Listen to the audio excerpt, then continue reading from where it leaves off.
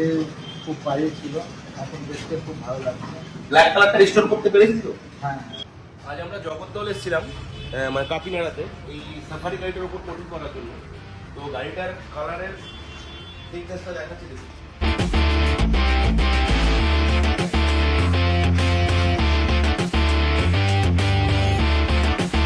পোস্টের উপরে ধুলোবালিগুলো পড়ছে, তার উপর যখনই এটাকে ওয়াশিংয়ের জন্য সোয়াইপ করা হচ্ছে তখনই গাড়িটার মধ্যে এই ধরনের দাগগুলো আসছে।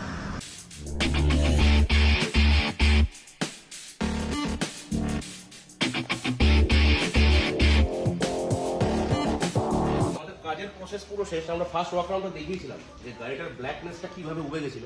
তো এখন গাড়িটার মধ্যে যতটা পারা গেছে আমরা এর জন্য হার্ডেল তোর চেষ্টা করেছি। এই পোর্শনগুলো আমরা দেখিয়েছিলাম যে কীরকম রাফনেস ছিল, তো এগুলো সমস্ত কিছু রিস্টোর করেছি, তারপর এটার মধ্যে কোটিংটা অ্যাপ্লাই করেছি।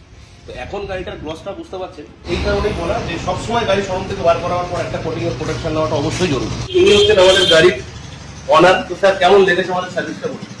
সার্ভিসটা ভালো হয়েছে। আগে খুব বাজে ছিল, এখন দেখতে খুব ভালো লাগছে। ব্ল্যাক কালারটা রিস্টোর করতে পেরেছি তো? হ্যাঁ, নরমাল ট্যাফলন পলিশ করলে পরে গাড়িতে যে ব্ল্যাকিশটা আসে তার থেকে কোটিং করার পর সেটা আরো ইনহ্যান্স হয়েছে। হ্যাঁ, গ্লসি এসছে। ওকে, থ্যাংক ইউ স্যার।